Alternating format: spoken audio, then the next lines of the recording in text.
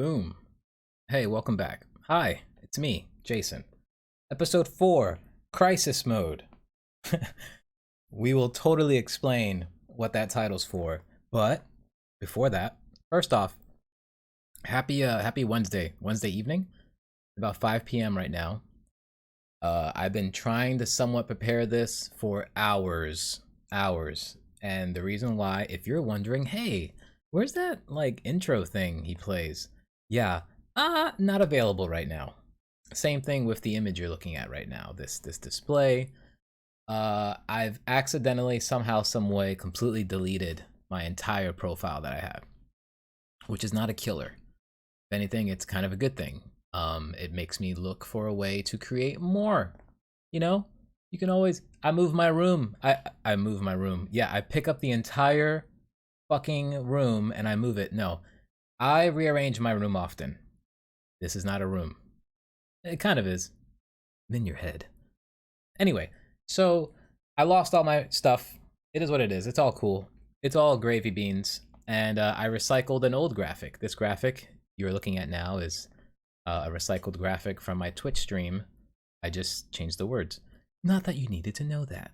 But welcome back. Hi. I hope you're all doing dandy.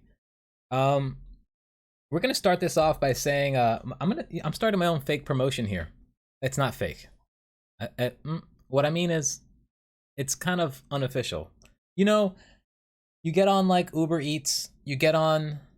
Another, I'm only saying Uber Eats because my phone notified me get $10 back if you share with your friends. That's not what I'm here for. But I am here to promote to you Freshly. Have you heard of Freshly? Maybe, maybe not. I have been using Freshly for about 4 months. About 4 months. At first, I was a little skeptical. Now, what the hell is Freshly, right? Uh, it is a prepped food. I'm making up the words here. I have no script. It's like a prepped food service. So every Sunday, you can choose other days. I choose Sunday. Every Sunday, they'll deliver you anywhere from about, I think, 6 to 12 meals for the week. You get to choose. There are various price points. I believe the lowest price point might be about $40 to $50.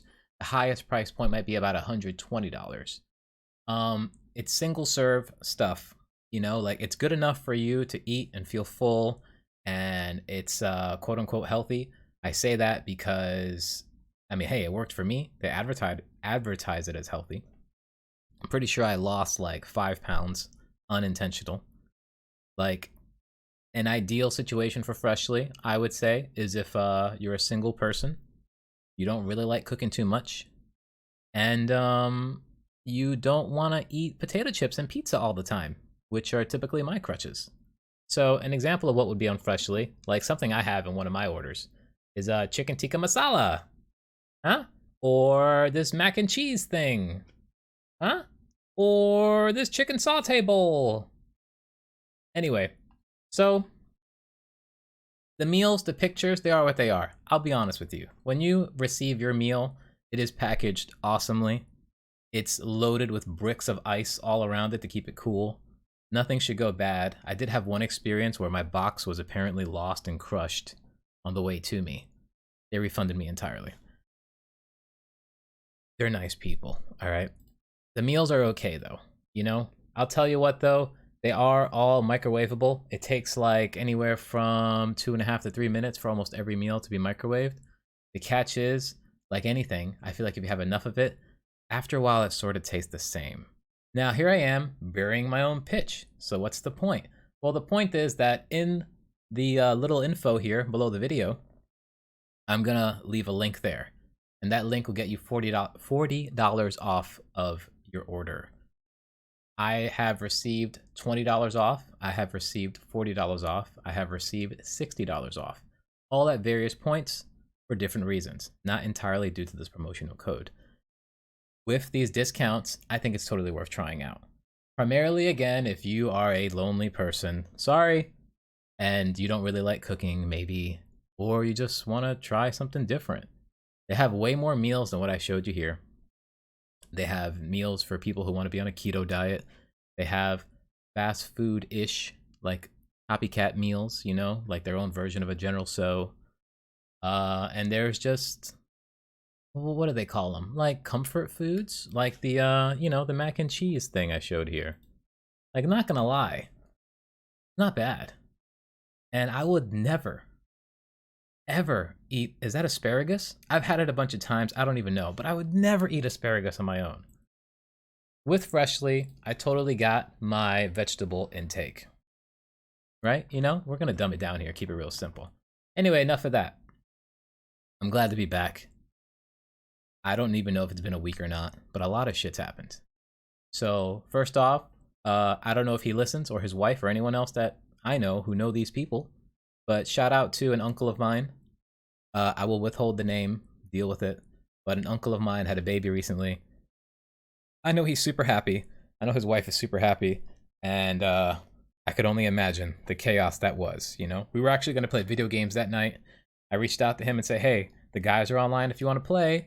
And we were waiting, but not expecting.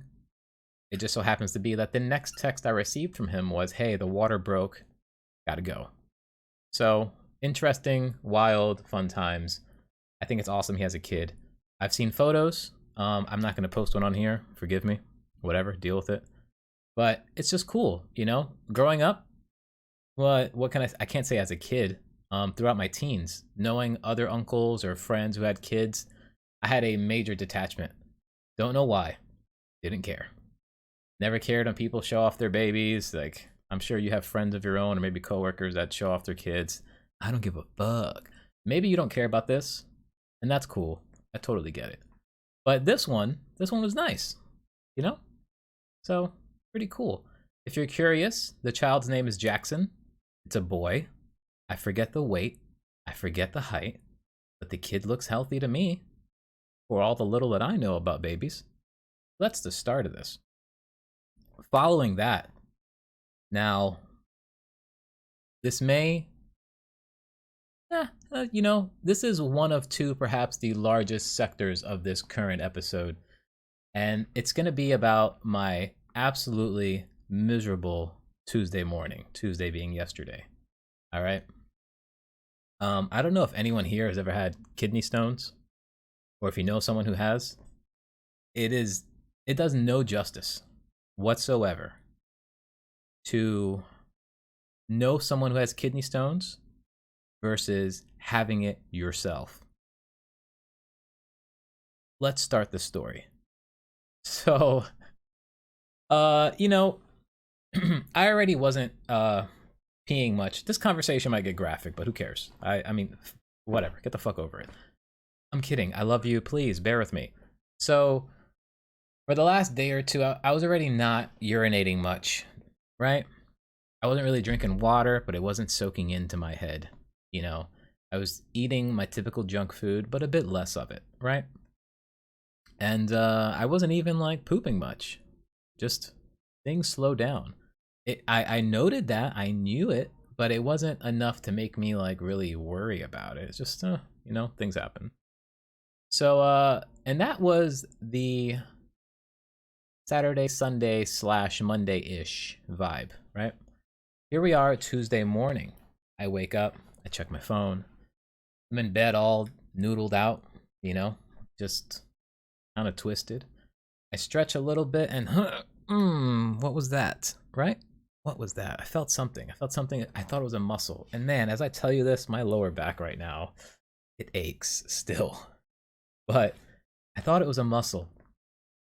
And I'm like, man, that sucks. Maybe I should get up and stretch a little bit. Like, I need to get out of bed, stop being a lazy ass. And as I get out of bed, it's not the best feeling ever. And I mind you, this is only the beginning. Okay. So I'm not too comfortable. I go to pee, and it's one of those times where as a male, I don't know if there's like a stigma to this. I don't care. I sat down to pee. Like, I'm not digging it right now. I'm not enjoying how I feel, right? I sit down to pee, I can't really pee. I'm just yeah. I got my phone with me. I'm trying to distract myself. I even quit on that. I turned the screen off and just flicked it into my dirty laundry, little dirty laundry bin. And I'm just like, man, what is going on? And I'm beginning to worry about the worst. I'm not accepting it, but I am acknowledging what this could be. You know, I just don't know. But a little trickle happens. I really pay no mind to it. I stand up and I try to like maybe sag my sweatpants a little bit because it feels like it's uncomfortable at the waistband. I'm looking in the mirror. I'm trying to check out like my body, my back, see if there's marks or something or a bruising. I got nothing. While I'm doing this, I glance over to the toilet, you know, which I'd never flushed. And when I look over, kind of dark. And one of my first thoughts is, fuck. Fuck. I know it's not good, and I'm not feeling anywhere, not even a percentile of better. It's a very steady, nagging discomfort. And I'm starting to feel myself slow down. Not mentally, physically. Like I'm just starting to get a little bit harder to move. And I start Googling right away. As these like 3 minutes are happening, I hear the other bathroom across the apartment. The door closes and the shower turns on, and it's my uncle. He's getting ready to go to work. I live with an uncle of mine. I have 5 uncles. He's one of them. So he's about to go to work.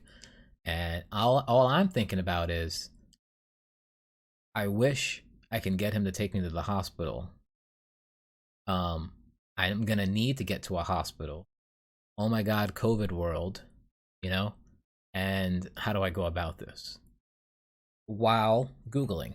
And one of the top things that I saw as a result, I think I Googled like bloody pee or something obvious. And right away, if you ever have blood in your urine, seek medical attention immediately. Fuck. So he comes out of the shower, he's getting ready to work, and I'm like, hey man, hey, I got a problem here. He's like, what's wrong with you? I peed some blood, and I think I gotta go to the hospital. You need me to take you? Yeah, you know? Now, here's the beginning of the roller coaster that I endured. And I'm not a fan of roller coasters, mind you. Both emotional, mentally, and actual, real, physical roller coasters. Um, he insists, hey, you gotta hurry up. I gotta go to work. I'm already entering that state of mind of, I don't give a fuck. I know I have a problem, and I gotta take my time. And it's very interesting to me. We will maybe revisit this statement I'm about to make. Very interesting to me how when you're at your most miserable, like the most insanely stupid slash disgusting slash anything becomes so much more irritating. It drives you madder, makes you crazier. So moving on. I'm like, hey, I got a shower, dude, whatever. And he's starting to call up other family members to ask for advice. And we're all getting the same feedback that it's going to most likely be a kidney stone. I'm aware of that, but I'm also concerned it could be kidney failure. I had another uncle many years ago whose his appendix burst. You know, I don't know what happens when those things happen. I've never had a kidney stone before. They have. My other uncles have, as well as a sister of mine. But I'm not looking to talk to anybody. I know if I'm going to go to the hospital, whatever's going to happen, I need a shower really quick because I was being a dirtball the day before. And when I say I'm being a dirtball, I mean me and my bag of chips, me playing my video games. I didn't shower that day. I smell a little bit like man-child. Anyway. All right. So I shower, and in the shower, it starts registering even more. I can't lift my left leg. By the way, my lower left side's hurting this entire time. Oh, right now my lower backside's aching as I sit here. And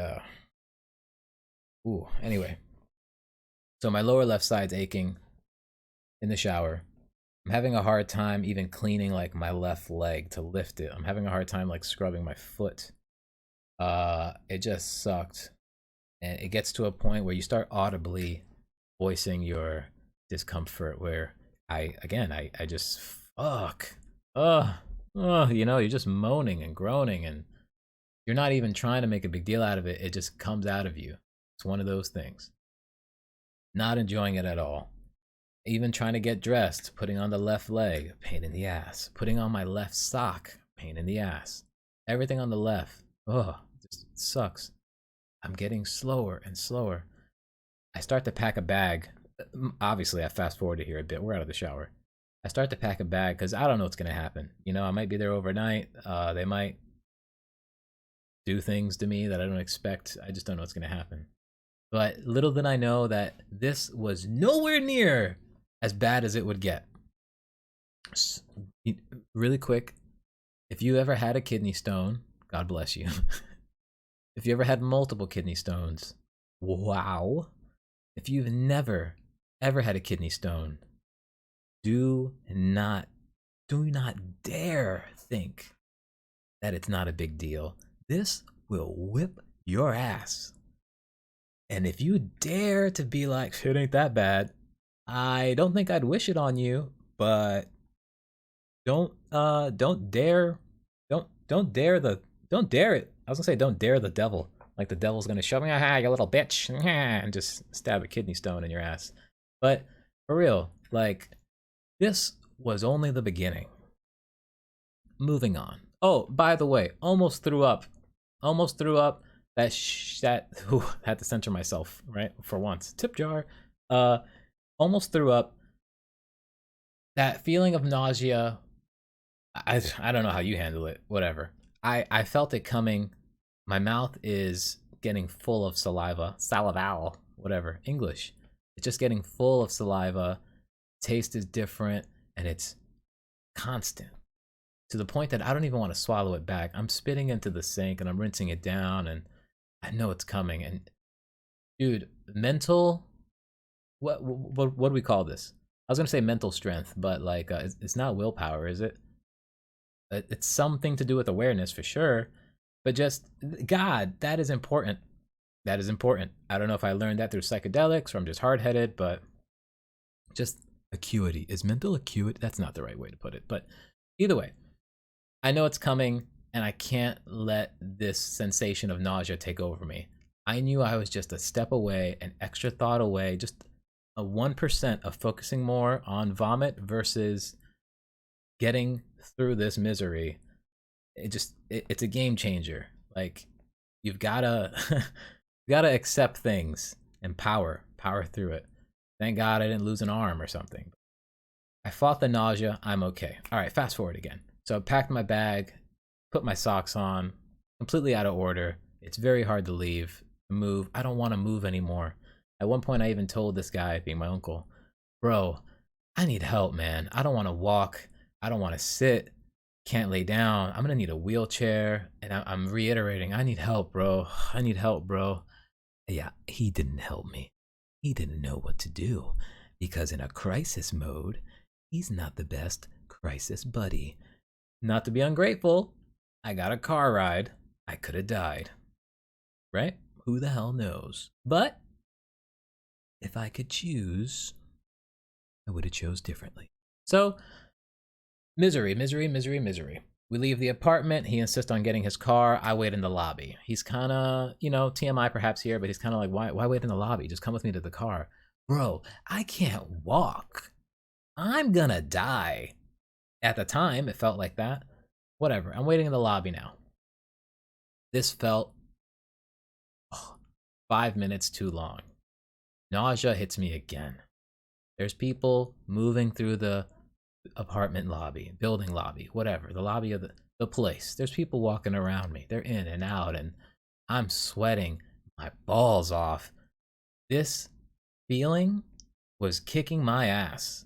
I'm sweating. I got this face mask on. I feel just the runniness on my beard through the mask. Oh, I'm nauseous again. I'm trying not to puke in the lobby. Just everything was wrong. I'm freezing cold, but I'm super hot. Like, I guess it's feverish. Like if my body assumed it was poisoned or something. Not a good vibe.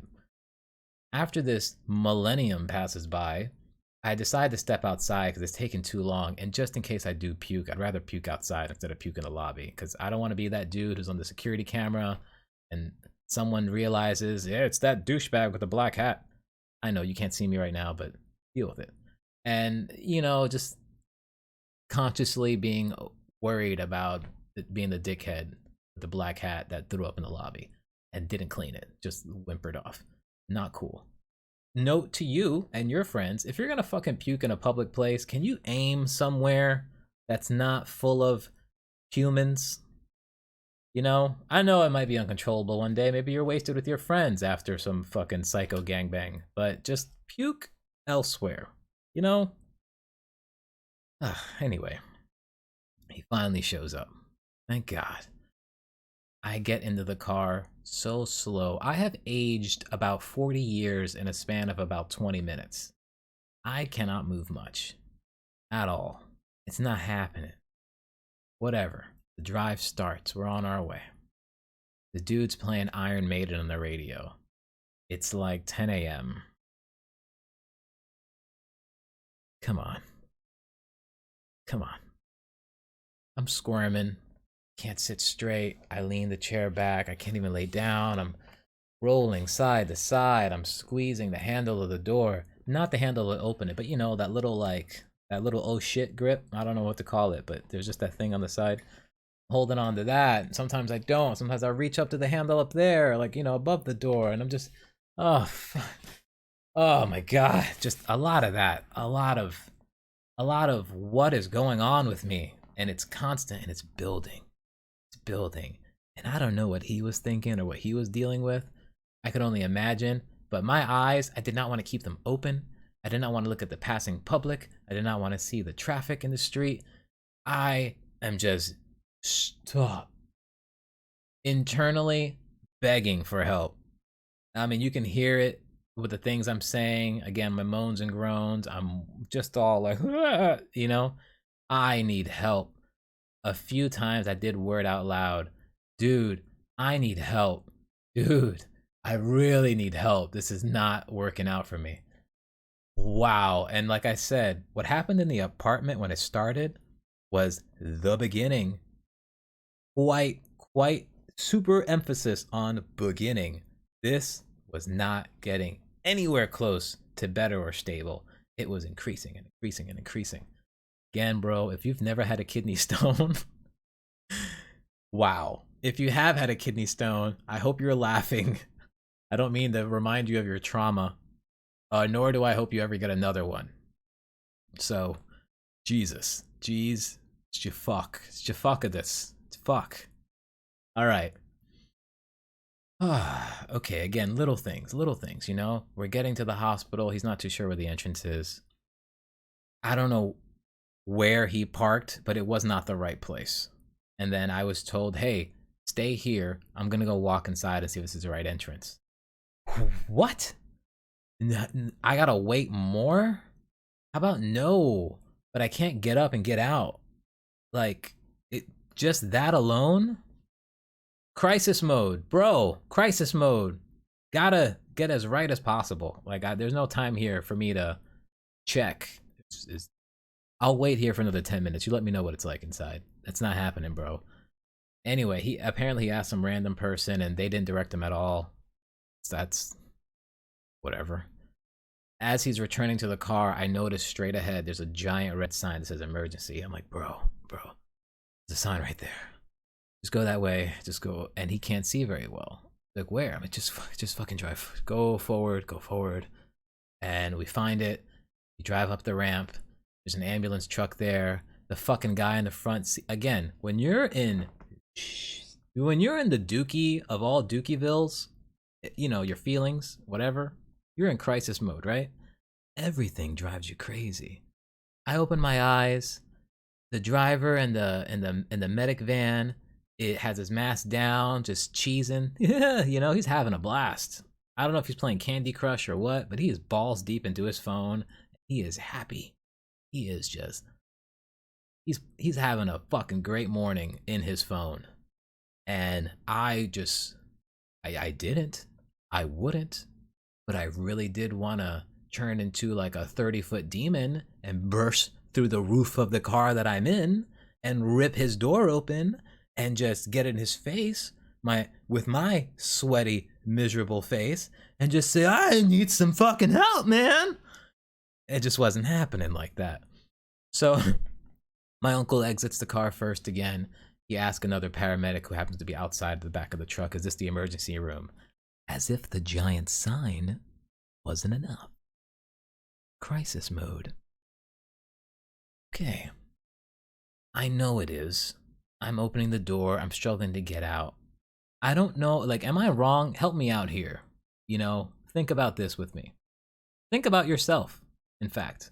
In all different kinds of shoes. Please fill in the gaps. Should the paramedic who was outside the truck, who spoke to my uncle, who recognized me miserably struggling to get out of the car, did that paramedic have came over and assisted me? Just curious. Inevitably, it crossed my mind. I didn't ask for the help. It is what it is. Just in retrospect, what do you think? Because she didn't. And the other asshole in the front seat probably never looked away from his phone. Crisis mode. I'm struggling. I hear the paramedic say, you should help him, to my uncle, about me. Yeah, that didn't happen. Crisis mode. I'm grabbing my backpack. He takes my backpack. Okay, thanks. He opens the door, which is automatic. It says, go ahead, go in first. Bro, go to the fucking front desk and figure out how to check me in, bro. I am in crisis mode and I need help. Anyway, what do we call? I shuffle my feet. I'm moving slower than a goddamn zombie. Zombies these days are fast. You haven't seen them. But think of the slow ones. I'm slower than the slow one right now. Sucks. And in the emergency room, if you could imagine, the goddamn word emergency is in it. It's fucking chaos, okay? Got a baby crying. Got some people off to the right who clearly aren't doing well, you know? Meanwhile, I'm now inside near the front desk trying to respect this 6-foot rule. Just still sweating. I can't stand up straight. Misery. And there's questions being asked that my uncle cannot answer.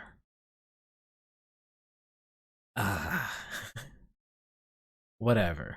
You power through it. The lady asked for my phone number, and I'm just like, 347. Yeah, so, god damn it. They got my address wrong. Whatever, bro. Now the kicker is, and I guess I don't blame them now in retrospect, but in the moment, crisis mode. Kind of hate everyone and everything. I get checked in. They say, hey, you can have a seat right there, sir. All right, thanks. And he's like, all right, Jay, I'm going to work. Text me if anything. Audibly, I didn't really reply. But much like other moments, because we're in crisis mode, I'm thinking, get you fucking fuck. What the I could be dying. Anyway, he's gone. I'm in my chair again, squirming, wiggling, twisting, sliding up and down, slouching, sitting up straight, more moans, more fuck. I'm grabbing onto the armrest of my chair like I'm about to crash in a fucking airplane. I'm losing my shit. I am losing my beans. Everyone around me seems pretty chill. I obviously am not chill.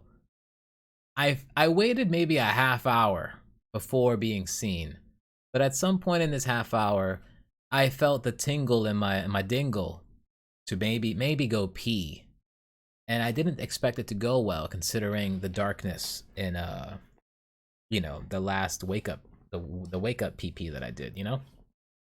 But I worst, yeah, you guys have a bathroom somewhere? Yeah, it's around the corner. Okay. I get out there, whatever.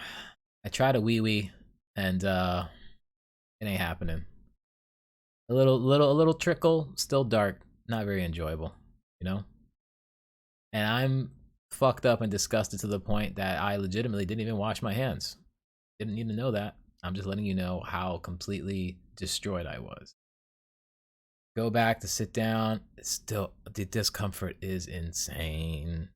That again, it did not ever like hit a stable point or reduce. It was just steady increase increments. It was increasing in increments. Whatever. It's building more. Almost threw up in the hospital bathroom. Didn't. But that nausea, you know, my water, my mouth filled with saliva again. It's just different types of saliva, and it's so obvious to me. And it's just I can't. I'm just no way. I'm not gonna puke here. Plus, I didn't eat. Like if anything, I had a few sips of water before I left the house, but I didn't eat anything. And had I thrown up, this would have probably gotten way worse. So GG to me. All right. I finally get seen. Finally. Sir, can you move up here when you're ready? You know? All right, great. I moved to a different seat. They review, you know, what's your name? All this shtick. How do you feel? Where's the pain? What have you been doing? Now, as this is beginning, a nurse from another room stops the nurse seeing me. Is that the right term, nurse? I don't know. Whatever. The person who was taking my info was stopped by another person. And hey, we're about to have a stroke come in. Yeah, I gotta take a back seat. I knew it right away. When I heard the word stroke, I'm just like, fuck, man. And I'm just back in my misery, sweating still. Dude, I'm flipping my hair back. I am just wrecked.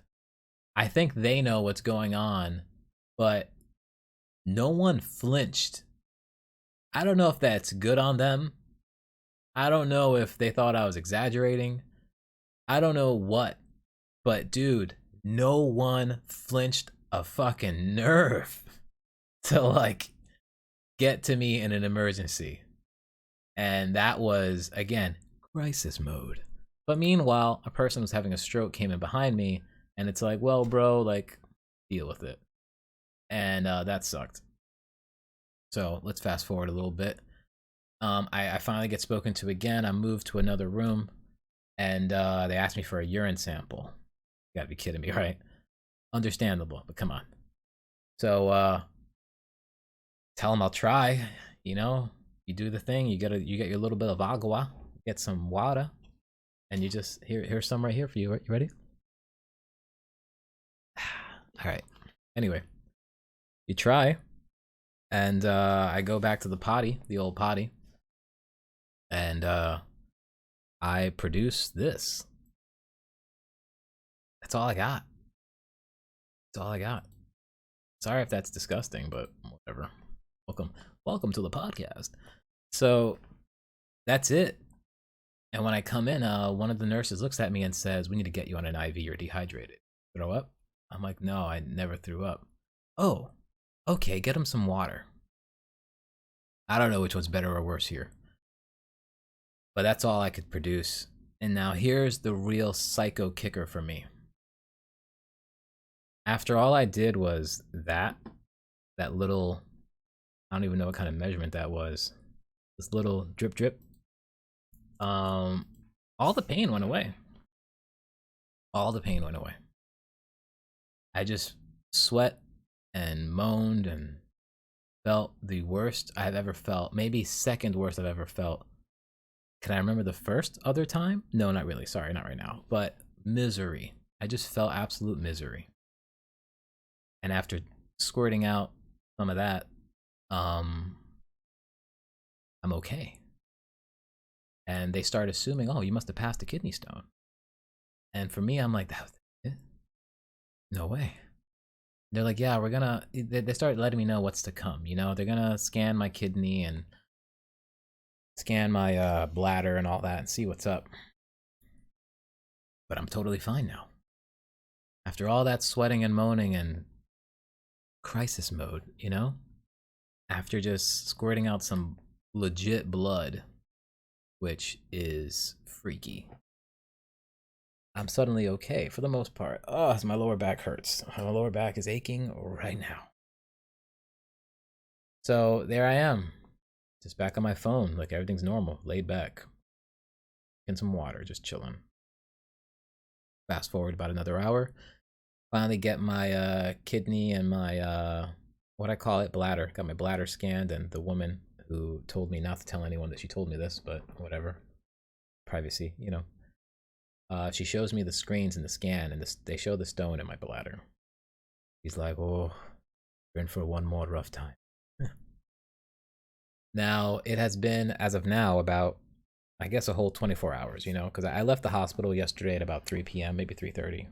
It's just past 5 p.m. now. I don't know what time it is. I tried to cut off all of my distractions. But get my prescription and such, and that's a whole nother story.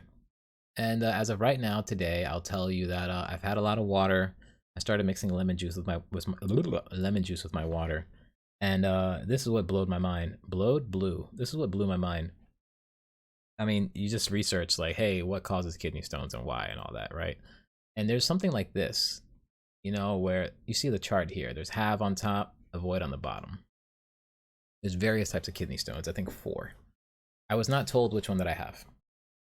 I wasn't told at all about any of this. I wasn't told what to eat, what not to eat. I wasn't asked what I have been eating. Completely void of conversation all throughout. Very in and out, despite being there for about 4 to 5 hours. Very in and out. I just wish this was discussed. But when I do a personal retrospection, you know, I have had a lot of high sodium meals lately. A lot of processed crap. Like, I wonder if I'm feeling inflamed now because I had a slice of pizza. Idiot. Anyway. Oh, you're gonna hear some more of this. But you know, I had a lot of potato chips, particularly salty chips. I was not having much water at all for the 2 days prior to my complete collapse. I did have potatoes, you know. I did have nuts and seeds. I did have beans. I was making rice with beans. I have nuts and seeds here. I just bought dark chocolate, which I did not touch.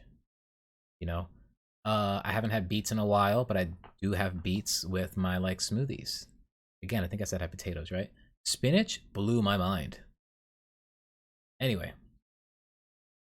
just and there's this thing right here on the top. Excuse me, in the avoid box that says avoid. To the top left, where it says more than 500 milligrams of calcium, 2,000 IU of vitamin D, etc. I was having vitamin D supplements. I was having a multivitamin supplement. And apparently, despite these having a benefit for you, right, overall, if it's not real food you're getting it from and you're eating garbage, I guess, like I was, this can happen. So, but I wasn't having, of all the culprits, which I don't want to say I was harassed about this, but it was brought up. Sugar. I don't think I had much sugar. About a week prior, I decided to jump rope and, you know, try to exercise and stuff at home. I normally do run when I'm outside. But you know, the weather's been cold lately and I just whatever. You eat worse and the idea of running gets harder and you get lazier and it's very quick to fall into terrible patterns. But as I was home, and like I said, I tried to jump rope a few days. I think I jumped rope about 4 or 5 days in the last 2 weeks. I had an energy drink, which I have not had already for months. I used to be really just super hardcore into energy drinks. Red Bull, Monster, whatever, you name it. As of right now, there's an entire case of Monster in my closet. I had only one can at a time in the fridge. That one can that I did finally drink sat there for a very long time. I decided I wanted a different taste, kind of wanted an energy kick because I didn't have any coffee. Podcast ago, perhaps episode 1 or 2, I think, I was talking about avoiding acidic things. This played into that. That's why I avoided energy drinks. But I dove back in, and just this, you know, poorly coincidental, just things started stacking up, and I messed up, and it kicked my ass, you know, especially the last few days without water. If I were to show you how much water I have next to me right now, you'd be like, bro, how did you not, like, drink your fucking water? Well, it happens, you know? So you just start, well, I say you, I'm talking to myself, of course. You just start researching a bit. And I started doing this. I was looking up, like, where's my mouse? I was trying to look up, like, what else could I do? Like, how does this stuff happen? You know? And here's another thing. You see this right here? I'm going to highlight this. Wow, if it lets me, Jesus. Here we are. Kidney stones in the urinary tract are formed in several ways. Now, I want to focus on this urinary tract part. Here's a kicker. Well, a little super duper TMI that I think is very important and will fly over many heads of many heads. I'm trying to detail this too much. What I'm getting at is the day before this crisis mode situation happened, there was an odor that I caught. It smelled different. And I did say I was being a dirtball that day, but it was not from my armpits. It was not from my genitalia. Somewhat. What I mean by that is it wasn't perhaps whatever the standard odor is for you and your genitalia, whatever that may be. It was not my standard odor. Nor was it constant. You know, it didn't linger. It wasn't something that, like, if I'm having a long, dirty day, it's like, damn, bro, I need a shower. Like, it's obvious, you know? But this odor hit me 2 to 3 times throughout the day prior, being Monday. Something caught my nose. And I was aware of it. I was familiar to it, but I couldn't put it together. Could not figure it out. Now, I mentioned this to another friend recently, but and a cousin actually. Excuse me, I was burping. And a cousin actually. So, when I was much younger, I had a urinary tract infection. Stupid, stupid way. I don't know why. When I was like less than 15 years old, because my mom was still around, I decided to go commando. I think it had to be junior high or elementary school, and for no reason. I'm not out there boning people. I'm a really awkward, just shy kid, whatever. But I went out commando, and how I got this, this makes me feel a little weird. How I got this urinary tract infection was, I guess, my Winkledon, you know, was rubbing against my zipper. Ugh, right? Kind of disgusting. That happened. Now, my urine contained a particular odor that I associated with urinary tract infection. Now, I remembered this when Tuesday morning, being yesterday, at the very beginning of crisis mode, after I woke up, after I had my little struggle situation in the bathroom, after I looked at my body and I realized the toilet had a dark color, one of the first thoughts when I saw that dark color in the toilet was, oh, something's infected. Because that dark color is also within urinary tract infection. Then, odor hit me. It was the same odor. The odor that I caught a hint of the day before, which should have been a major red flag for me to start drinking water, for me to start analyzing my diet and adjusting as quickly as possible. Completely flew over my head. I forgot. I knew the odor and I couldn't bring the memory forth that was associated with it. And much like, you know, I compared it to, you ever seen the movie Saw? The first one. I'm sure there's many other movies I can compare this to. And what the hell does urinary tract infection have to do with Saw, right? But my point is, in the movie Saw, spoiler alert, maybe not, it's like 42 years old. At the end of the film, they kind of hit you with a pause. And they start replaying all the events that led to this moment. They start linking all the pieces together. They start putting the puzzle together for you. And it's one of those, oh shit moments. And that's what I had. When I looked in that toilet, I caught the odor, the movie replayed in my mind on rewind. And I was like, oh shit, man. So things go over our head very often, but I damn sure tell you, much like this pain in my lower back right now, oh, please don't get worse. Please don't get worse. What if life was a musical? Anyway, you know, you gotta pay attention to yourself. So, what to eat and drink. If you're trying to avoid kidney stones, what you eat and drink is as important as what you shouldn't eat and drink. This is a tough one for me. The obvious one, everyone says, drink more water. Just drink more water. 12 glasses a day. That's hard. I had one, two, maybe 3.5 bottles yesterday after the hospital. 3.5 bottles. And how much is in a bottle? Do I have one nearby? I do have one nearby. I got a Poland Spring bottle here. It is almost 17 ounces. Let's see. Is 8 ounces a cup? 8 ounces is a cup. So that's 2 cups here. And that says try to drink at least 12 glasses. Pretty sure a standard cup is about 8 ounces, right? That's a lot. I didn't know all this math I just made up just to tell you, bro, that's 10 to 12 bottles. Now I'm guessing 10 to 12 bottles of water a day. Whoa. I guess I'll figure that one out. Anyway, the next one for me was critical because I just worked on this right now. Up your citrus intake. So I already started adding some lemon juice to my water. That's what I started my today with. I don't know if it's really improved or not, but the point is to break down the stone within your body. Here it says citrus fruit and their juice can help reduce or block the formation of stones due to naturally occurring citrate. Good sources of citrus include lemons, oranges, and grapefruit. Lemons, oranges, and grapefruit. I got you with the lemons, I got you with the orange, but you know what my problem is?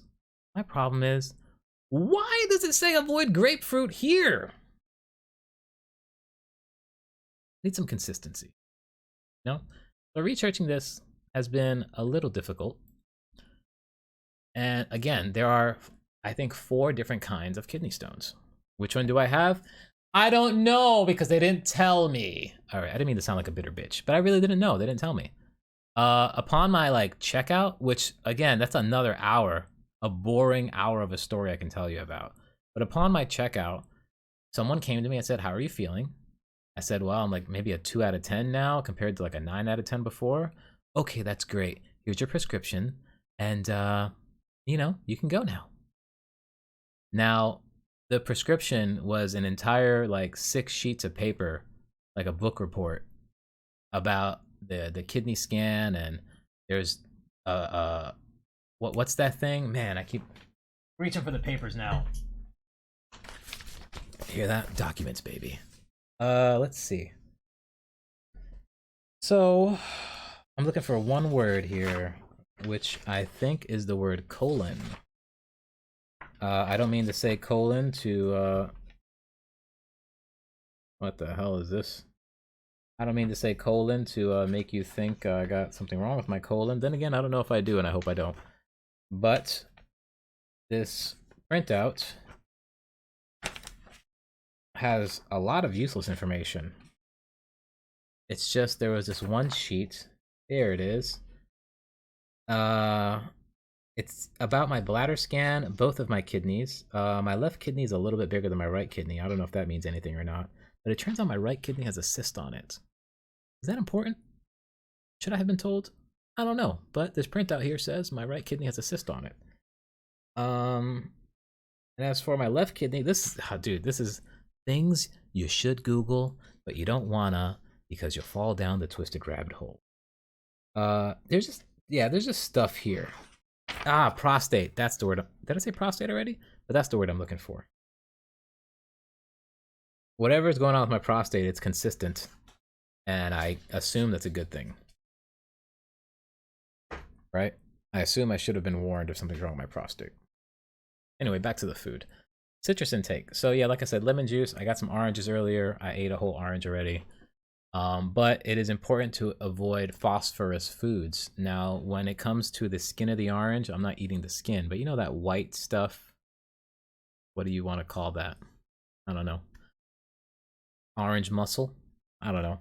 But when I think of phosphorus foods, I think of a lot of things that I could be wrong about, like tomato sauce. Sodas are phosphorus. Granted, they're acidic. Whatever. Google that on your own. I could Google it here for you, but guess what? Don't have that document prepared. Just this sheet. Anyway, moving on. Eat let's take our time and slow down now. Eat lots of calcium and vitamin D. I have been I have been eating eggs lately in the morning. But it also says it includes good sources. Well, ignore that, sorry. Let's see. It's preferable to get your calcium from food rather than supplements. Yep. As these have been linked to kidney stone formation, right? Good sources of calcium include milk, yogurt, and cottage cheese, and other types of cheeses. I'm not a big fan of cottage cheese. I did buy some yogurts. I definitely bought a whole thing of milk. Hey, speaking of what I bought, how about I just show you this? All right, this is my recent supermarket trip. Not the biggest, all right, but there we go. And oh, right, chicken. Why chicken? Because apparently red meat can fuck me up too. We'll get to that. Hopefully it's on this article. Because I tell you what, did I preview this article before pulling it up? No. I just managed to fit it in here great. And I thought we can research it together. But this is my recent, purchase. Just got some yogurt, got some milk. I definitely got some oat milk coffee because apparently coffee can help. There's my oranges. And here's my chicken because red meat life. So let's move on a little bit. Let's see. So yeah. Dark green vet seed. This is what blows my mind too, It says vegetarian sources of calcium include legumes, calcium set tofu, dark green vegetables, nuts, seeds, and blackstrap molasses. I am obviously stuck on dark green vegetables, nuts, and seeds. Spinach being something to avoid really blew my mind. Not that I eat it very much, but I have had periods where I'll have tons of spinach, like spinach with eggs and spinach with chicken and such. I'll just mix it into things. But the nuts and seeds are here for vegetarians. But again, this guy tells me to avoid nuts and seeds. It's a little complicated for me. So, anyway. Also, make sure to include foods high in vitamin D each day. Vitamin D helps absorb more calcium. Many foods are fortified with this vitamin. It's also found in fatty fishes such as salmon, egg yolks, and cheese. I was worried about the fish, and I tell you, I had salmon for breakfast. Out of the last 2 weeks, I've had it for breakfast 3 times. Like legit, I'll broil a big ass chunk of salmon. Whatever. Other than the fact that I want it and it's available and I don't want it to go bad, I'd rather eat something like that for breakfast and be good for hours versus a bagel or something. So, I got the salmon part down. But again, what blows my mind is there was something I researched earlier that said to avoid fish. And it's just conflicting.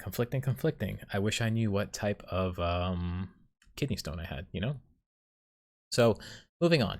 Food and drinks to avoid on a kidney stone diet. Limit your salt.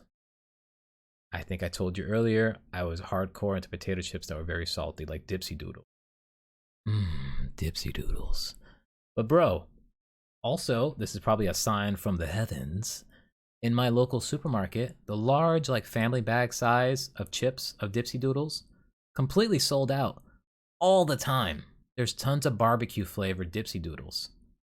Which, go fuck yourself, There's only small personal bags of Dipsy DD. There's only small personal bags of DD available. And it's right at the checkout, impulse buys. And what do? Buy them.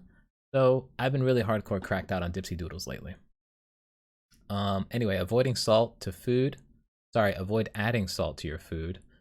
I was adding salt to every goddamn meal I was making lately. And check labels on processed foods to see how much sodium they contain. Now, here's a concern I have. I advertised Freshly earlier. A concern I have with Freshly, and the reason why I did take a break. Okay, I was on Freshly for months. Months. But it worked for me. And I had multiple coupons and such. And again, single guy, was tired of cooking, was looking for an alternative that was convenient. Now, these foods do not come in frozen. They come in cold, but they're not frozen, and they're well protected. And as soon as you get it, pop it in your fridge, and there's expiration dates set on it and such. They last about a week. Now, I had taken a break from Freshly because after a while, no matter how much I loved a meal, or even if I hated a meal, sometimes it just felt like it was just loaded with sodium. Maybe to preserve it, right? Again, I should do better research. So, I have a freshly order coming in this Sunday. It is on my mind. It's a bit of a concern.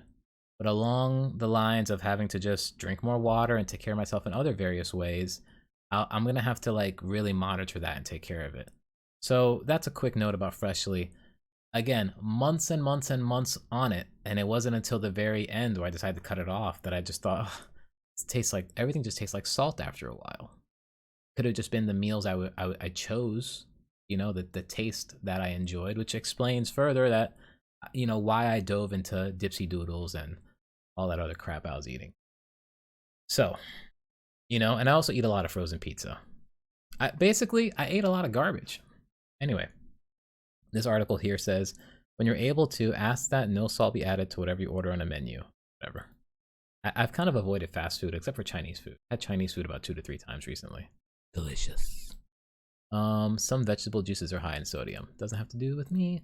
Here it is. Lower your animal protein intake. Oh. Many sources of protein, such as red meat, pork, chicken, poultry, fish. You just told me to have salmon! And eggs. Increase the amount of uric acid you produce. Eating large amounts of protein also reduces a chemical in urine called citrate. Citrate's job is to prevent the formation of kidney stones. Alternatives to animal protein include quinoa. If you were wondering how to pronounce that word, quinoa. Tofu, bean curd, hummus. I just had hummus about a week ago as well. Chia seeds, haven't had you in forever, and Greek yogurt. I should have realized that they're specifying Greek yogurt because whatever yogurt I have may not be Greek. Hey, let's pull it up actually. Is it here? I got oikos. Oikos Greek? I can't tell here on the labels. We'll find out later. Anyway, discuss how much you should eat daily with your doctor. The doctor that doesn't fucking talk to me. Anyway. And a plant-based diet may be ideal. I don't know if I'm ready for this. But here we go. We'll read the ending here. This will help oxalate bind. Wow. Start again. This will help the oxalate bind to the calcium during digestion before it can reach your kidneys. Now, I'm going to read that sentence again for a reason. A plant-based diet may be ideal. This will help I fucked up again. Take 2. All right. A plant-based diet may be ideal. This will help the oxalate bind to the calcium during digestion. Now, if you have too much sodium in your diet, I'm focusing on that right now because that's the one I absolutely know about. If you don't have enough water in your system to dilute it or enough calcium in your system, that leftover sodium starts like attaching to your kidneys. Now, I'm definitely giving you the amateur description here, but this begins the forming of kidney stones. You need calcium in your body, among other things, to dilute or absorb whatever is imbalanced. So I had a crap load of sodium recently. Again, didn't have enough water. Definitely wasn't having enough calcium because I don't regularly drink milk. It makes me really gassy. Other than cheese on pizza, which is loaded with processed crap, I don't have cheese on its own. I haven't had yogurt in over a year. I have avoided coffee, and if I do have coffee, I've completely avoided putting dairy in it. I have not entirely eliminated dairy from my diet, but I was extremely, like, very close to being void of dairy in my system. Now, foods high in oxalate include chocolate, beets, nuts, tea, rhubarb, spinach, Swiss chard, sweet potatoes. These are more warning foods they're telling me, much like this photo on the very bottom. Avoid. Full circle at the bottom. Never thought it'd be chocolate, which kills me more because before this day, before crisis mode day, I bought some dark chocolate gelato, and it's sitting in my freezer right now, crying. It's just lonely. And don't drink colas. Oh, so yeah, the rest of this article is kind of going to repeat itself. Again, drink at least 12 glasses of water daily, drink citrus juice such as orange juice, eat calcium-rich food, limit your intake of animal protein, eat less salt. I think we get the point there. I'm just letting you know, man. My bad, wrong graphic there. What a miserable feeling it is to have a kidney stone. Holy crapper dapper. Know anyone who's ever had one? Don't bring it up, but you should probably, you know, give them a kiss. Nowhere disgusting. Don't be gross.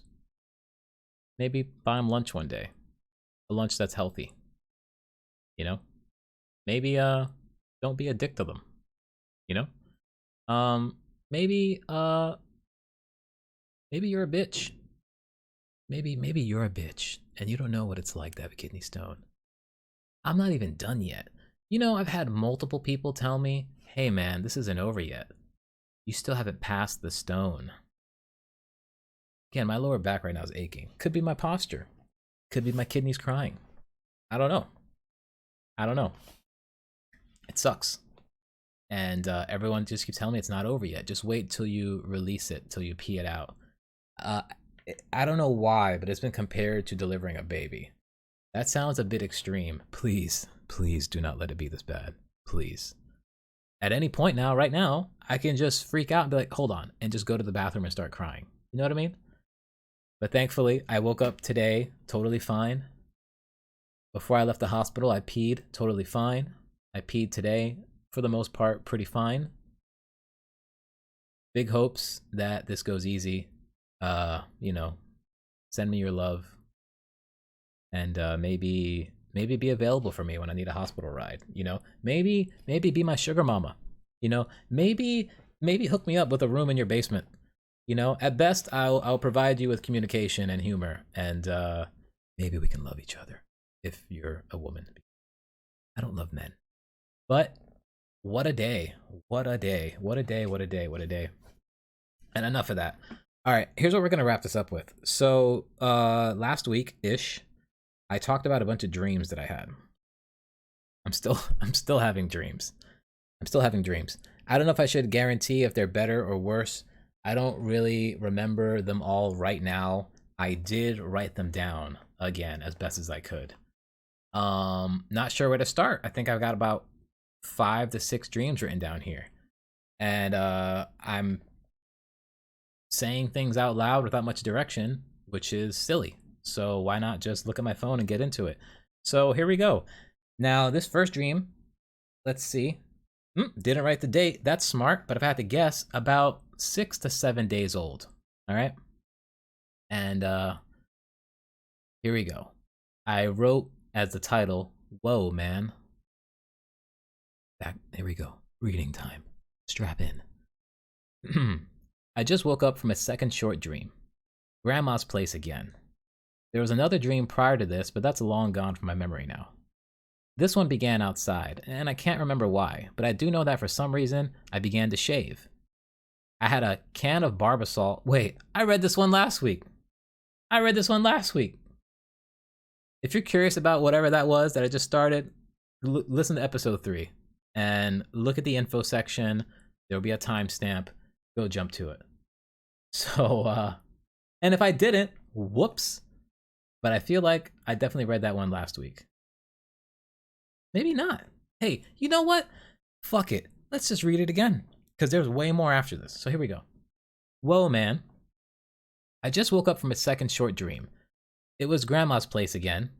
And by Grandma's place again, I mean the area, you know? I've had many dreams lately that are within the area, the block, or the blocks nearby.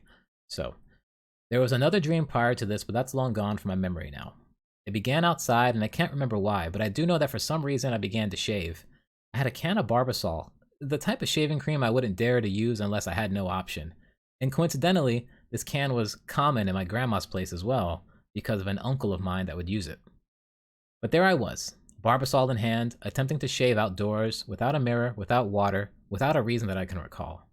My cheeks and chin were easy, but when it came to my mustache, it was too dry and I quit shortly after a few nicks. I decided to go home, in quotes, which became an elevator ride up to my grandma's apartment. Upon entering the elevator, it was packed. 2 women and a food delivery guy. People shuffled around the car, strangely avoiding each other, and one woman voiced, "That's some nasty-ass food," about the odor that the delivery man was putting out there. Before I knew it, they were gone. The keypad to choose which floor I was meant to go to was hard to see. I know there were many buttons, but I can't remember them or I couldn't make them out. Right now, it's really blurry to me. But as the cart rose on upward, it stopped again. And this time, it was meant for someone going down. But I knew who I saw. I became excited and I could see her eyes light up too. I don't remember who it is now, which is a shame, but in my dream I was so sure. It was a blip of reality. How stupid of me. By her side was a much taller man. He seemed so healthy. Despite their need to go down, she entered the elevator anyway and he followed. Initially they were apart, but she quickly moved to join him at his side again. I then remembered to address my shave in progress. I tried to look down in shame, but I fought it. I kept my head level. I noticed the man she was with was staring at me, and I just said, "Hey man." I then waited for his second stare, and insisted on making a camera with my hands. I posed my hands like I mimed it, I sucked my teeth in a way that could sound like the snap and process of... Excuse me, my mouth is dry. You know what? Let's drink water. Alright, too real. Anyway, I sucked my teeth in a way that could sound like the snap and process of a photo being taken, with a wink. He was so confused. I tried to explain to him that I was just happy to see her. Don't worry about it, man. My stop came. I exited and I remember the door that led to the trash compactor chute. It just happened to be on the opposite side than it actually is in reality. And when I entered the trash compactor room, I quickly noticed its length. It was like a full-on walk-in closet. But there was bagged trash all over the floor. I was trying to toss something away too, but what or why, I don't remember. I just stepped out and went onward to the apartment. Here, things moved quickly. I saw a mouse heading towards the bathroom that my uncle was showering in. Now, I'm going to pause here for a second. My grandma's apartment, which was in the Bronx, very close to Yankee Stadium, had 2 bathrooms. Both bathrooms happened to have a shower, but one bathroom was extremely small, like super small, and of course we called it the small bathroom. This mouse that was running to the shower was running to the small bathroom. The larger bathroom was much further to the rear of the apartment. Okay, moving on. I saw a mouse heading towards the bathroom my uncle was showering in. I tried stamping and voicing at it to scare it, but instead it turned to me. So I hopped on the nearest couch, which was a 1-seater, to get a look at where it's trying to hide. But it wasn't trying to hide at all. In fact, it wasn't alone, it was a couple, a male and female, and the male was sure more beat up than the female. It had a thicker, longer tail, and it was so much dirtier. One of his eyes seemed to be missing or scarred, but this guy had no fear. He even jumped at me. Every shout and attempt that I made to stand my ground, he would leap at me with such speed. I'd shake it off or swat him down, and even one time I managed to launch him across the living room. The living room. I looked to where he landed and he seemed dazed. I was hoping it died in some strange way, like smashing his head on something, but shortly after it recovered and it attacked me again. This is the 3rd time it attacked me. This time, I see it trying to go for my eye, and I woke up.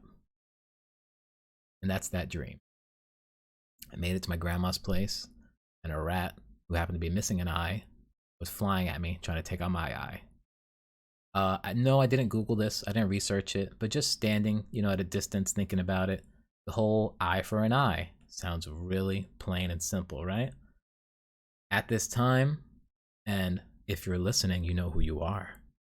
Someone wasn't very happy with me. Not particularly my problem. This person is loaded with misunderstandings and insecurity. And to be fair to everyone, I think we're all familiar with an insecurity of some kind. But when your insecurities, and hey, this is the pot calling the kettle black or whatever, when some insecurities start going on to others, and you start impacting them negatively, and you start just... communication is broken down. It's more of a blame game. You're fucking up, So I was on edge after this dream particularly, wondering who is it that's coming for my eye and misunderstood me as going for their eye.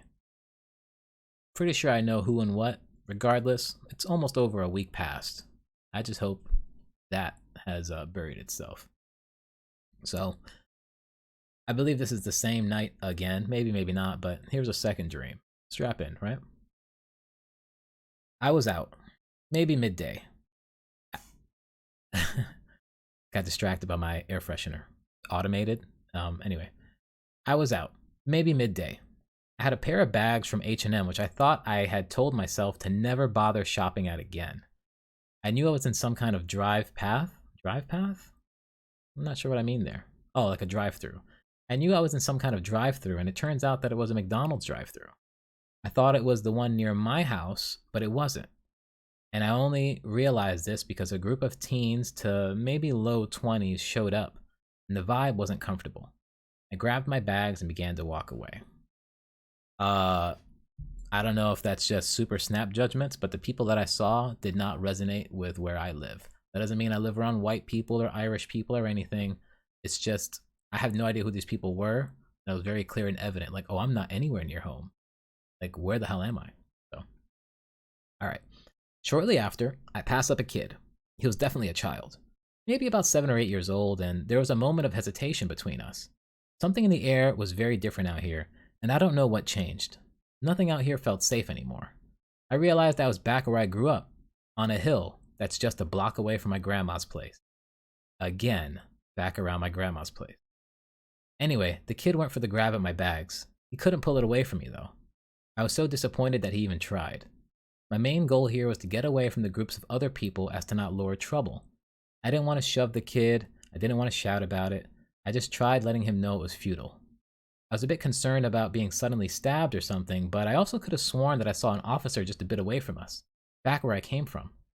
I walked into the street with the kid holding on to me still, so he's kind of like being pulled a bit. Okay. I walked out into the street and just called out, "Officer!" once. I hoped to scare the kid off, but instead he became more aggressive with his pulls. No words were exchanged. The handles of the bag began to stretch and tear, so I had to readjust my grip. At this point, I also guessed that I didn't see an officer at all, and this is going to be a problem. Until it wasn't. The tug on the bag became weaker, and the kid lost a hand on it. And I see an actual officer did show up. Now, we're going to pause here and talk about perspective. I don't think you need to do psychedelics to understand this or imagine this. I'm only going to reference psychedelics because this is how it occurred to me clearer than ever. Your perspective is your perspective. And if you find relatable perspectives, it can empower your perspective. But please know that your perspective is not the only perspective. It is not the rule. Never will be the rule. That is it. Feel free to pick that apart as you please. All right, anyway. You know what? Rewind. Why did I say that? Because I thought I saw an officer, and granted, this is a dream. I thought I saw an officer. Let's replace the term, the word, the imagination of an officer with hope or help, hope, something positive, something to lean on, you know? I thought I saw one. I called to it. I didn't get a response. So very quickly, and I have to refer to psychedelics again, when your doubt occurs, you know, like, oh, why aren't people helping me? Why isn't the focus on me? Why is this difficult? I need help. And it starts becoming a battle with negativity. It's a very delicate, thin line. It's very, very tricky. It's very quick and easy. Rephrase that. It is very easy to feed negativity and to fall into doubt and to just bad things. It's very easy to feed bad things and assume it's a reality. Before you know it, you're creating the reality. Granted, you're in crisis mode. You know, if you're too concerned about everyone else, oh man, this is hard to word. You know what? Let's pause that thought. Maybe we'll address it another day. So I'll stop there. Forgive me, but there, I tried. Moving on. The camera of my eye caught the one handcuff locked onto the kid's little wrist. The kid got handcuffed? I guess so. At one point, this kid got handcuffed. The cameras of my eye caught one handcuff locked onto the kid's little wrist. The officer was in no hurry to get the kid secondhand behind his back, and I remember saying, I'm just so disappointed.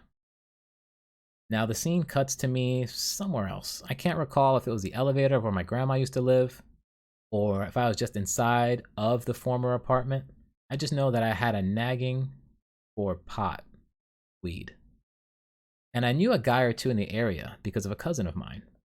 I decided to take a chance and check the street corner at the bodega where my cousin's father usually hung out. He was a friend of the pot dealer I was looking for, so I figured it'd be a good start and a way to surprise him and say hi. And get two birds with one stone: friendliness and communication. Before I left the apartment or wherever I was, I remember talking with my sister. She insisted I don't go out. It's not nice outside. And I don't mean the weather, she says. It's the neighborhood. Or maybe it's just New York City in general, I thought. There was a hostility in the air, like earlier with the teenagers. It's also PM hours now, and noticeably darker outside. I try to convince her it's okay, and I opt to head out anyway. This is pause moment again. Linked to reality, because I have been craving weed lately. Marijuana. I've been craving the Mary Jane. Because two reasons. One, my libido's pretty low. I've expressed that to a few friends. I'm used to my libido kind of getting kickstarted by smoking pot. Realistically, probably a terrible crutch. But then again, this is me speaking in loneliness. If I'm with a partner that I enjoy, I'm, for the most part, handy dandy. But it also suppresses my nightmares and my dreams. When I smoke, I don't really dream at all. And I associate sobriety with my increasing intense dreams because that's usually click on. Or it could be all the shitty food I had and this goddamn kidney stone. Anyway, moving on. So, here we are. In the elevator, because I left the apartment. In the elevator, I spot one of the pot dealer's associates. But we don't talk about anything. We just crossed paths, and I don't know why we didn't speak. Now that I'm outside, the reality of the concern my sister had hit me immediately. I picked my phone out of my back pocket and had to pretend I was on a call with her to keep my mind busy from anxiety, and hopefully to fend off anyone that was looking to rob, kill, or just beat me up. I don't know what happened to this place. The walk to the corner bodega is really just a minute away, but it felt like it would take so much longer now. I had to fake my confidence walking through a group of weed-smoking, music-playing tough guys that were also likely in their low 20s. I could feel them staring at me as I walked by, but I knew I just had to pass through. I can see my destination. It wouldn't do a thing to me once I showed I knew somebody. This is a realistic problem that I have. Again, perspective. Who cares? Keep moving. Anyway. I cross the street to the opposite corner, and I see another associate of the guy, and a different looking version of my uncle. Now, I've got 5 uncles, but this one here is the father to my cousin, and the same cousin that would typically be the bridge between the weed dealers and me, as I mentioned earlier. Anyway, his face is unrecognizable. After, I'm making a lot of botches here. This is the father to my cousin that would typically be the bridge between the weed dealers and me. Anyway, after a while, his face becomes recognizable to me. He's smiling and surprised to see me. I try my best to be as casual as I can, doing everything I need to do to fit in. I smile back, I laugh back, I give them pounds, I give fist bumps to whoever, just to establish that I don't mean to be an uncomfortable or questionable variable here. Then the jokes start about why I'm here, and they knew. I submitted right away with a laugh and a purposely different accent. Haha, y'all know why I'm here. I need some weed. The associate of the dealer says something like, "Oh, you need? Man, I got you." And I continue on about how dry I've been for a couple of months. Suddenly, the actual dealer shows up behind me, and he too is as friendly as anyone else here is. But things are about to drastically change. The scene suddenly shifts like there's a glitch, and I'm now on another street corner. It's the same block. There wasn't any real travel here. I just suddenly moved to the adjacent corner, off to my right. And I can hear my grandma's voice in my head telling me how much of a shame it is that I can't recall the name, but a child just died. She was in my head in Spanish talking about how sad it is that so-and-so just died. I just didn't know. I really want to say the name Aaliyah, but I truly can't remember 100%. I overheard some talk that she Hmm. I overheard some talk that she, Aaliyah, or whomever this child was, had fallen from her window. She was a baby, maybe 3 years old, if not less. It was really saddening, but I also didn't want to look. And the scene began to shift again back to the bodega corner where the dealer and my uncle were. Now the energy was picking up. It was getting darker and darker outside, and I had an inclination to leave, but I couldn't. What was about to happen was absolutely not at all anything I could have expected. My dad showed up. I am wowed. Everyone's saying hi, but they're getting ready for another surprise. My dad had a brother step out of a car beside us. It was like an SUV, and he was a lot like my dad, but bigger. He seemed healthier, too. Even his face was a bit more youthful. Just by a couple of years, maybe 5. I've never met this guy before. I don't even know his real name. I don't even know if he's ever real outside of this dream. But my concern returns because our little street meet is about to get awfully crowded. We're not even on the sidewalk. We're huddled around one each other, trying to talk and move to the passenger side of the car that he exited from. I really just want to tell the guys that we should move, but I noticed our formation started to thin out and it wasn't so broad anymore. I made my way to the trunk of the vehicle, and just then, a car had driven right by the group. It was within a safe distance, but relative enough to my concerns about getting the fuck off of the street, because by now I made my way onto the sidewalk where I saw my sister. She had her daughter with her, which I didn't pay too much mind to at first. It was more of a glance, and we exchanged a quick hello or a hug. I turn back to the group, and I see headlights as another car passes, and another car passes. And this reminds me of when I was a kid, during some 4th of July. I don't know what age I was, but at least 10 years old or less. And the main memory here is that I had lit a Cracker Jack firework. Now, what a Cracker Jack firework is, I think, or a it was actually called a jumping jack firework. It was green. It was small, maybe half the size of a candle, and skinnier than maybe as skinny as a pencil. And you light it, and it jumps. It sparkles and jumps. It leaps around. It doesn't just sit there and sparkle. It pops and leaps. So, all right. The main memory is that I had lit a jumping jack firework, and before it started to go off in my hand, I flung it away to the street, away from myself. I don't know who the hell lit it for me when I was a kid, but I did throw it away, and it landed on the hood of a passing car. I remember the car stopping and honking its horn in frustration. But here, in this moment, there was a collective juggle of a loss for words, followed by a gasp. Now, in case you got lost there, I'm on the street corner. No, I'm on the sidewalk now. I see my sister, I see my niece. And as I'm saying hi and whatever, just acknowledging them, I turn back to the group that I just walked away from. And I see cars passing by. And seeing the cars passing by and the headlights facing the group in such a dark night is what reminded me of when I was a child in that fireworks store. So there's a lot of things happening here at once, so forgive me if you get lost. Moving on.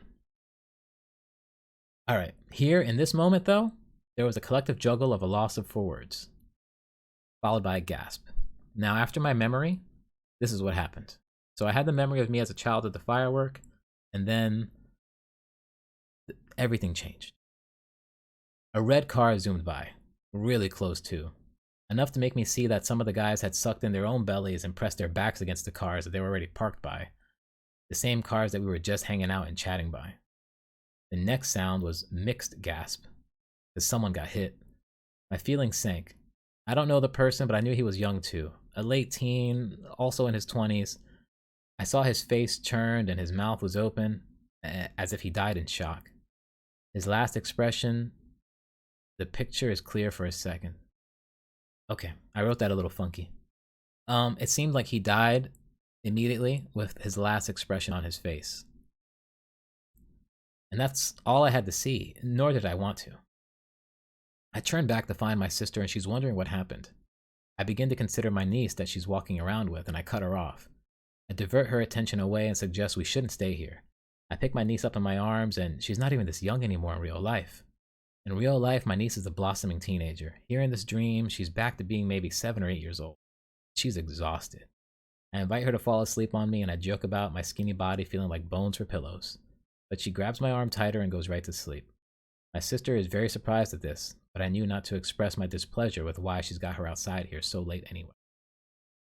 We begin to walk away a bit, and I notice my sister is concerned with the hickey between her own boobs. It's right in the center of her chest. It reminded me of a friend's tattoo. Haha, a human heart that should have been more to the left. You know who you are. But it was right in the center.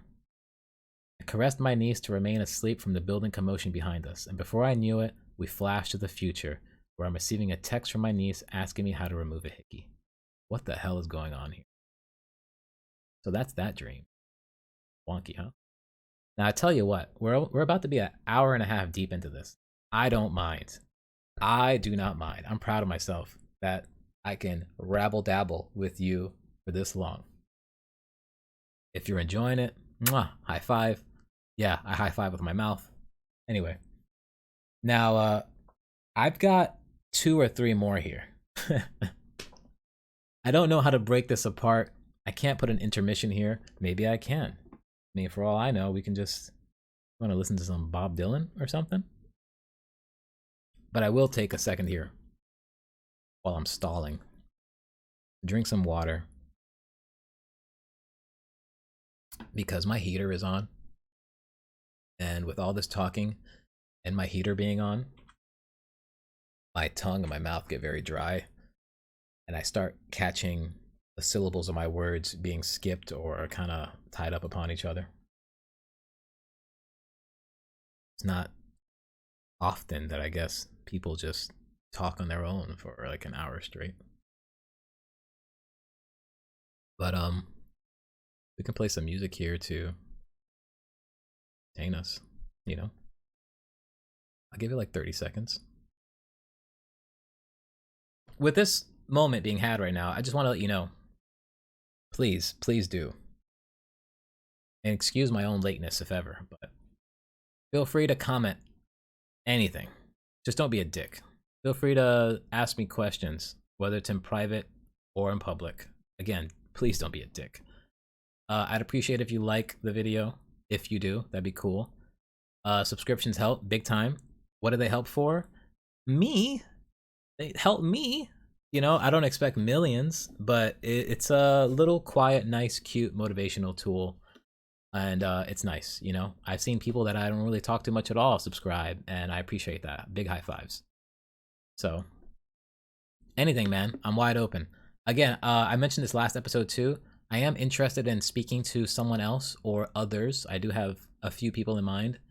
It's a matter of time. I'm not forcing it, you know. So, it is what it is. Thank you. Thank you very much. Hopefully I get some new intro music, right? So let's read one more. And depending on what timestamp we land at when I'm done, we might wrap it up or not, okay? So here we go. Am I ready? No. One second. I gotta drink something else again. My heater is too far. My heater is too far behind me for me to get up right now and bother. So, next dream. Here we go. Now, this next one is fun until a certain point. I've had this dream a couple of times, and I guess I just forgot, but hey, I remember now. This is also likely the first time in a long time that it takes place in the actual apartment that I'm currently living in, not a past or unknown home. I'm using my phone, and whether it's by a total bumbling mistake or on purpose, I end up on a new app that seems interesting to me at the time. Before I use it, I don't even know what to expect. You know how that goes. Some dreamy McMystery. But I continue through whatever process it requires, and before I know it, there's a really simplified map on my screen. It's just white lines, applied together to form the most basic looking blueprint of my current location. It basically made a map. It made like an old school Atari style map of where I live. So imagine Google Maps, if you will, and strip away all the detail. And now it's just a blueprint. It's just white lines. An overhead view detailing my apartment in white lines, but even simpler than that. You know, it's not showing doors or anything. It's just the lines forming boxes. Okay. So, wow. Anyway, there's that. And then, what the hell? There's my dog. I don't know why I wrote there's my dog. I think I meant to say there's my dot. But anyway, in one box, like a GPS signal, there's me. Should I rewind? Let's rewind. Bear with me. I love you. So I'm using my phone, and whether it's by a total bumbling mistake or on purpose, I end up on a new app that seems interesting to me at the time. Before I use it, I don't even know what to expect. You know how that goes, a dreamy McMystery. Before I continue through whatever process it requires, and before I know it, there's a really simplified map on my screen. It's just white lines applied together to form the most basic looking blueprint of my current location. There's two boxes beside each other that represent two separate entire apartments, a long rectangle emerging from between them, representing the hallway of our floor. And there's my dot, in a box, like a GPS signal. It turns out that I'm being marked or tracked by someone else. This kind of feature is featured in Call of Duty Warzone, aptly named Bounty. Now, in the video game Warzone, it's a first-person action survival shooter that you roam an entire lifelike map that represents a whole city. There's a downtown area and an airport and a military base and a farm and a subway station and more. As you travel the map, you find weapons and armor to better equip you for the battles to come. There's also contracts strewn about the ground, and one of them happens to be called a bounty. What a bounty does is it will mark one individual on your map, and you have to track this person down. If you kill them, you acquire money for other purposes. Well, this app turned me into a bounty. I start searching my own room, which also turns out to be a total disaster. Maybe it was the panic knowing that I had to be super urgent to protect myself. This isn't like the game where I know there's going to be a person dressed in fatigues coming after me. Nor am I exploring outdoors. I'm home, and there's no way I'm leaving the apartment for anything, so I'm trying to find something to defend myself. While my eyes dart around and I know my hands are moving, flipping, and rummaging about, I find something. It's not a pistol or a knife, but I know it can shoot. I wish I could detail it to you, but I know that when I start to pull the trigger to fire, a light is cast to where I'm aiming. And as I pull farther and hold, it fires something. I'm not sure if it's a laser or some kind of electric zap or some super tiny death needle, but it's firing something for sure. Anyway, I get ready and I head to the front door. I'm debating between getting to my neighbor, whom I feel like I know in this dream, and asking for their help. But stepping outside of the apartment at all feels like a big risk. So I take a look through the little peephole and examine the hallway, but I'm also paranoid now that someone may have already beat me to it. That's what they're waiting for. They want to pew-pew my eyeball when I take a look, but I have to look. I need to know what's on. I need to know what the situation looks like. So I start to slowly, and as quietly as possible, adjust my body to peek. And I do. And the hallway is full of folk, but there's someone already making their way to me. I notice the body resembles an uncle of mine. He's awfully close and he's got his keys ready to open the door himself, but I'd rather get him inside as soon as I possibly can, without much hoo-ha to go about. I start to hold onto the locking mechanism of the door as tight as possible, so when I unlock it, it doesn't have as much of a snap. I'm trying to make it as quiet as I possibly can. And I am. It's just that I happen to see a FedEx guy peek around the corner behind him as well. This FedEx guy is already holding 2 packages, but they've got to be fake. The way that they wobbled in his arms, one went sliding out of his grasp. It just doesn't make sense. His momentum totally changed when he realized that my uncle was heading towards my door, which I assumed to be his target. The FedEx guy was tracking me. I'm his bounty. I'm totally sure of it. I say fuck it, and I rush the unlocking of the door. I try not to show myself as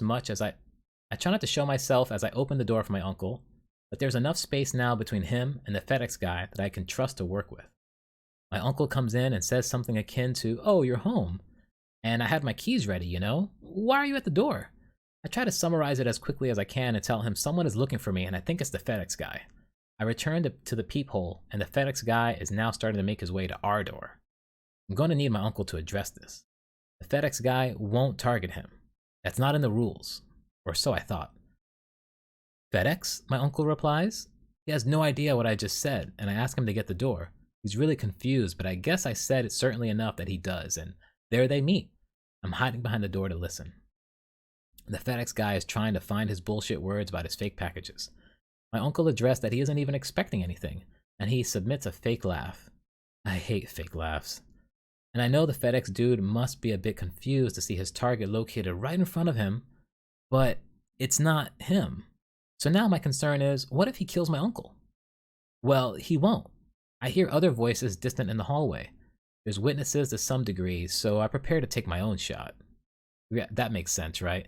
He won't kill us, but it's okay if I kill him. Anyway, I come from behind the door and I address the FedEx guy with a higher volume. We're not expecting anything, so what is it? I'm hoping it signals to the folk in the hallway, but they don't care at all. Suddenly, my uncle seems to register what's going on and says in my ear, "He won't do anything because of the people in the hallway."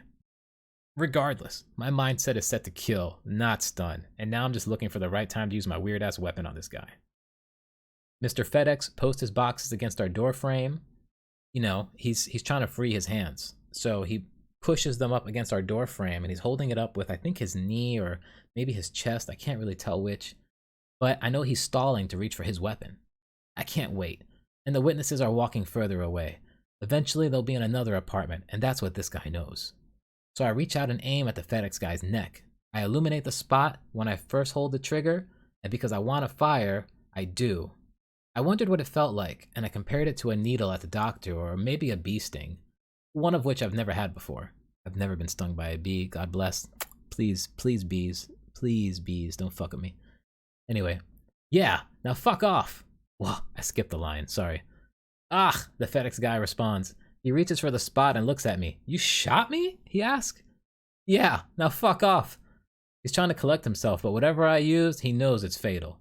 His motions become slower, but I know he's finally decided to draw his own weapon and fire back, but instead I rush to close the door. And that's kind of it.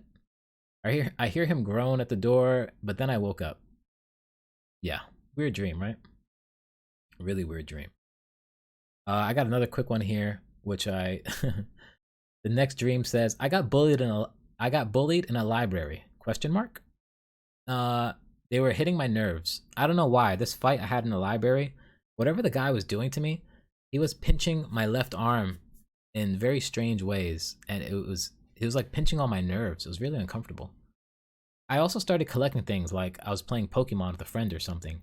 Anyway, 1 out of 10 stars, terrible dream. So, yeah. Alright, we're gonna wrap this up for sure.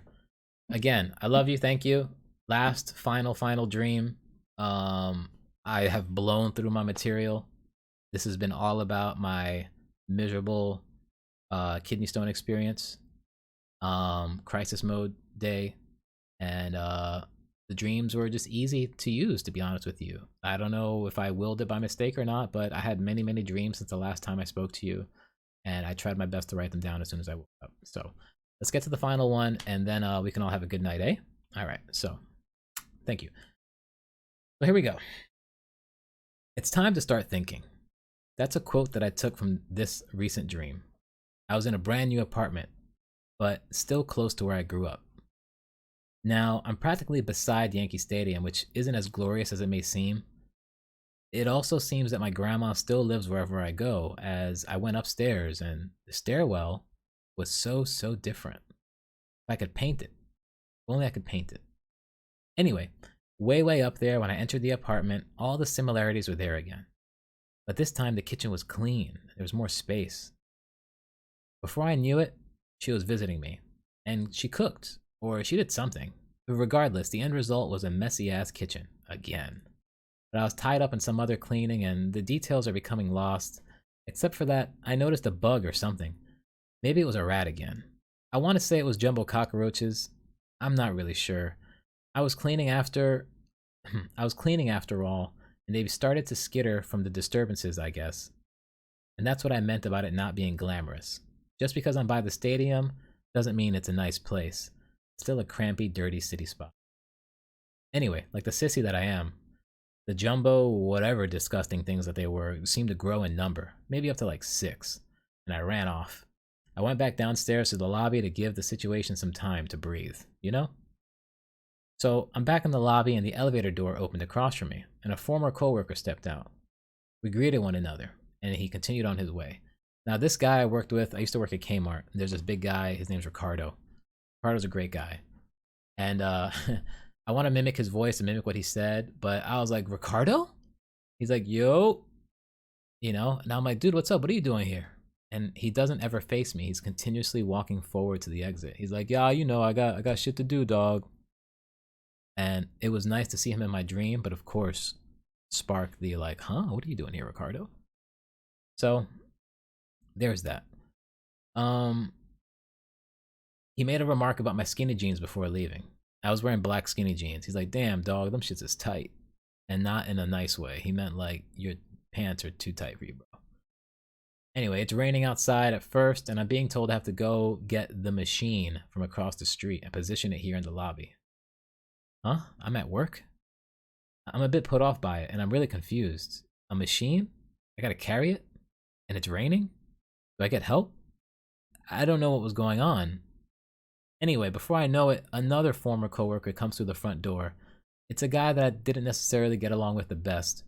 We did similar tasks, but to the point that we were polar opposite from one another. We could have helped each other and probably got a lot more work done. So whether it was stubbornness or whatever, it just never came to be. We were always completely separate. But for some reason here in this dream, he came in the front door and he has a heavy Islander accent. He's like, Jason. He starts giving me the hint, like, let's go, let's get the machine. What is the machine? I don't know. He's like, let's go, let's get the machine. And I'm thankful because thank shit, whatever it is must be heavy. I gotta bring a machine in the rain across the street to this area. Like, what is it? Um, Things get blurry and quick. It turns out it's a pinball machine, and it has wheels anyway. I don't know why. I didn't understand this, and it's also much smaller than I thought. I was expecting like a huge like piano type of like jumbo machine. It was a pretty small pinball machine. And as we placed it down, I was having these quick flashbacks of like my former manager. A lot of stuff to do with my old job. So, but her face came to mind and her smile, and I remember her very well. Good person. I mean, for me, perspective, you know, a good person. I probably disappointed her. I was a shithead. So, but the dream starts to wrap up here. But before it wraps up, there was a voice in my head that just kept saying, "You've got to start thinking. You've got to start thinking." And that's what I said at the beginning of this. You know, at the beginning of this dream, I said, "It's time to start thinking." That's a quote I took from the last dream. Last dream being this dream. You know, I wrote that opening line in reflection of the dream I just had. So again, I don't want to say I like. It's easier to say I like analyzing my dreams versus saying I love analyzing my dreams. But hearing that stuck with me. It was a really clear voice that kept saying, "You have to start thinking," or "It's time to start thinking." Whatever. Start thinking in general. Um, I have to admit, and maybe it's evident as it is, but I'm a pretty emotional person, for better or worse. I love hard. I run away fast. You know, I get jealous easy, but I'm also possessive like a psycho. I have a bit of an emotional instability, I guess, for most people. Um, I mean well, but again, perspective. Your intent does not equal your result, you know? And it's something that I've been more aware of, especially in the last few weeks, about things that have upset me, confused me, perhaps I took disrespect to. I also know friends who are like this, and if you're listening, you know, and it's tough to wrangle your emotion because at one point do you just be raw and you're honest, you're yourself and trying to explain things, but also at what point do your explanations become borderline manipulation and bullshit and excuses, for lack of a better way to put it, you know? Because really, if you're aware of it, that doesn't mean you're fixing it. And then again, what is fixing it? Do you not be yourself? Maybe you're just, that's you, emotional, and that's okay. But how are you too emotional? It's a little circle you just run in, you know? And hearing this in the dream was a good reminder of some kind that as emotional as I am, and as much as I can say that I love myself despite any hardships or any shortcomings or whatever, no matter what I dislike about myself, at the end of the day, I love the personality that I own. But that doesn't justify being extremely emotional. Um, Maybe that's hippie talk. It's just risky to unintentionally, accidentally overburden someone by mistake, just expressing yourself. And